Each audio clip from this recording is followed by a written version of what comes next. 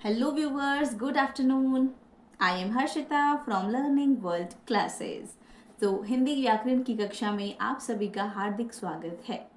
जिस तरीके से हमने हिंदी व्याकरण की सीरीज स्टार्ट की थी, आज हम उसी सीरीज को आगे बढ़ाने जा रहे हैं, जिससे आप लोगों को बेसिक जो आपके कॉन्सेप्ट है हिंदी व्याकरण की वो बहुत अच्छे से कवर अप हो जाएंगे। ठीक है, स्कूल में सभी लोग पढ़ते हैं, सभी स्टूडेंट्स पढ़ते हैं, बट एट द टाइम जहाँ पर आपको लगता है कि आपको एक चीज़ दोबारा से सब कुछ रिवाइंड करना चाहिए या दोबारा से आपको रिकैप करना चाहिए, तो उसी पर्पज़ के थ्रू यानी उसी पर्पज़ के लिए हमने यहाँ पर ये सीरीज़ स्टार्ट की है।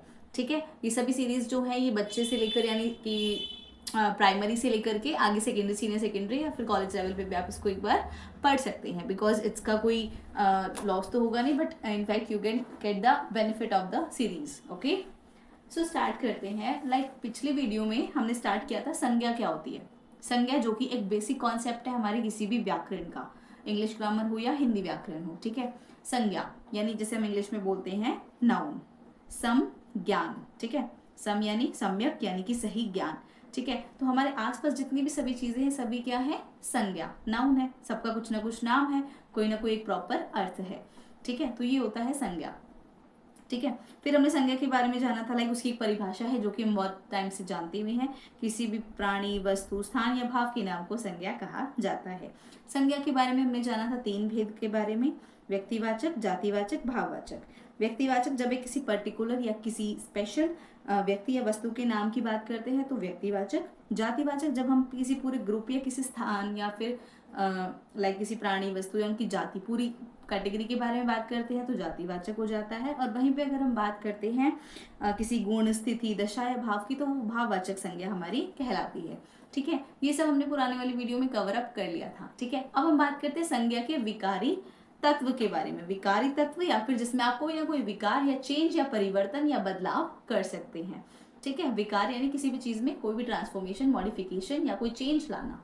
ठीक है, अच्छा, संज्ञा के विकारी तत्व हैं, 3 एलिमेंट है। कौन कौन से हैं, लिंग, वचन और कारक। लिंग जिसे आप इंग्लिश में जेंडर बोलते हो, पुल्लिंग और स्त्रीलिंग, जो कि आज की वीडियो में हम कवर अप करने वाले हैं। ठीक है, नेक्स्ट है हमारा वचन। वचन जिसे आप बोल सकते हो नंबर, सिंगुलर, प्लूरल यानी एक वचन या बहुवचन, जो कि ये रिप्रेजेंट करता है कि कोई भी संख्या है या कोई भी संज्ञा या कोई भी चीज है वो कितनी है, एक है या एक से ज्यादा है। ठीक है, नंबर्स। फिर हम बात करते हैं कारक की। कारक भी एक संज्ञा का विकारी तत्व है। कारक का मतलब ही क्या होता है, कोई काम को करने वाला, काम किसके द्वारा किया गया, किसके लिए किया गया, किसने किया गया, किसके थ्रू किया गया, वो सारी चीजें आ जाती हैं हमारे कारक में। ठीक है, तो आने वाले वीडियोस में हम इन सभी को कवर अप करने जा रहे हैं, बट उससे पहले हम स्टार्ट करते हैं आज लिंग के बारे में।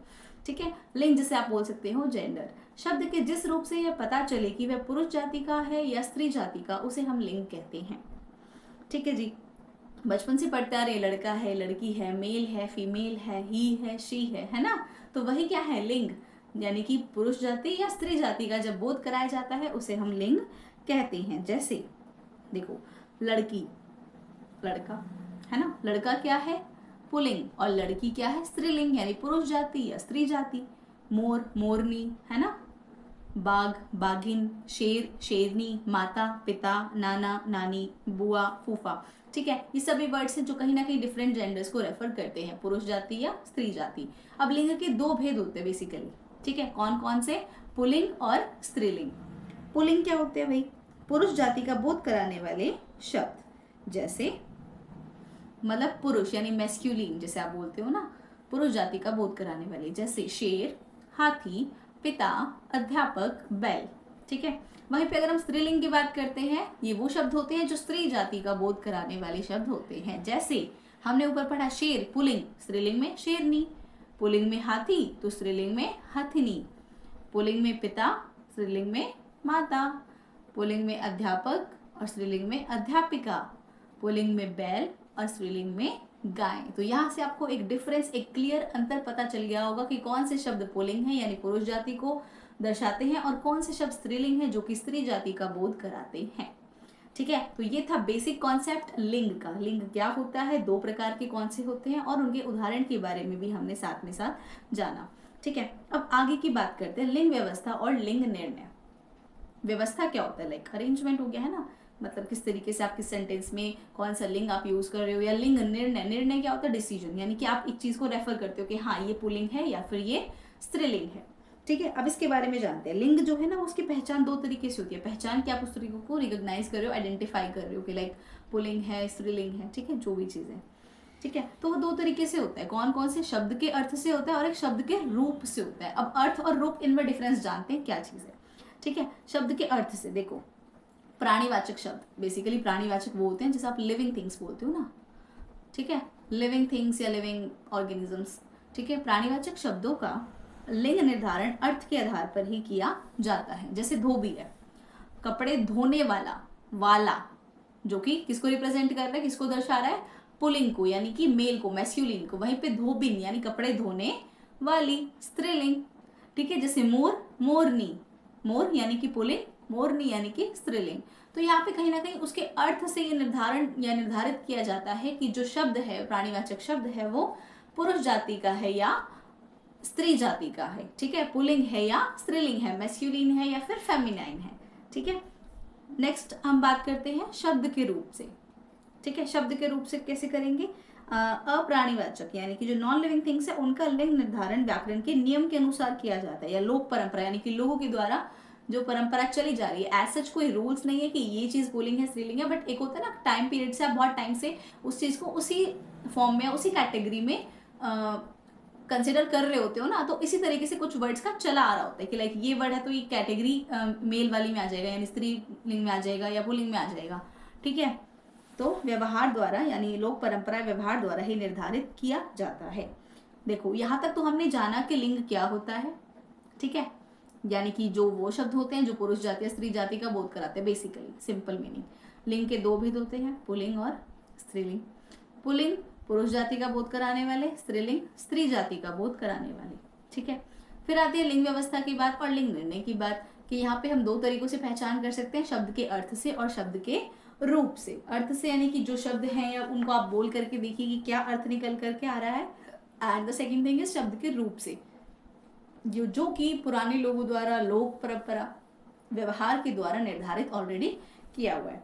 ठीक है, देखो यहाँ पर अभी मैंने आगे के जो वो है कैटेगरीज, वो मैंने मेंशन नहीं की है, बट हम थोड़ा सा एक ब्रीफ इंट्रोडक्शन देख लेते हैं कि जो शब्द के रूप है यानी कि पहचान किस तरीके से की जाती है। आने वाले वीडियो में हम प्रॉपर लिखित आपको रिटन कॉन्टेक्स्ट में मिलेगा, टेक्स्ट में मिलेगा कि क्या क्या चीज़ें कौन कौन सी कैटेगरी में आ जाती हैं।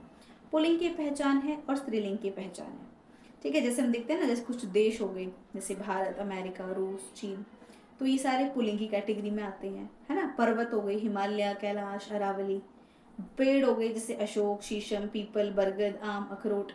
ठीक है, और ग्रह हो गए हमारे, प्लैनेट्स हो गए। समय, दिन यानी सेकंड, मिनट, है ना, सोमवार, मंगलवार, दिन हो गए। महीने हो गए, अनाज हो गए, है ना, जैसे गेहूं, बाजरा। और हमारे जो रत्न हो गए या धातु, मेटल्स हो गए, ठीक है, जैसे सोना, पीतल, हीरा।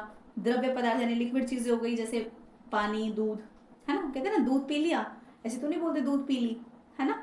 तो यहाँ पर क्या है, आपको पता लग जाएगा ऑलरेडी कि कौन सी कैटेगरी में आ रहा है, लाइक स्त्रीलिंग है या पुल्लिंग है। ठीक है, शरीर की कुछ हमारे वो होते हैं लाइक पार्ट्स ऑफ बॉडी हैं, जैसे कान, होठ, माथा, हाथ, पैर, मुंह, दांत। ठीक है, तो जैसे बाल, सिर, तो ये कुछ चीज़ें ना इफेक्ट्स होते हैं, लाइक ये पुल्लिंग की कैटेगरी में आते हैं या फिर आपके स्त्रीलिंग की कैटेगरी में आते हैं। ऐसे हम स्त्रीलिंग की अगर बात करते हैं तो कुछ एग्जाम्पल स्त्रीलिंग के भी ले लेते हैं, जैसे नदियाँ हो गई हमारी, गंगा, यमुना, सरस्वती, नर्मदा। तिथियाँ हो गई जैसे चतुर्थी, पूर्णिमा, है ना। भाषाएं हो गई लाइक हिंदी, अंग्रेजी, गुरुमुखी। लिपियाँ हो गई, लिपि गुरुमुखी है ना हमारी। झील हो गई हमारी। नक्षत्र हो गए जैसे रोहिणी नक्षत्र है, अश्विनी नक्षत्र, चित्रा नक्षत्र।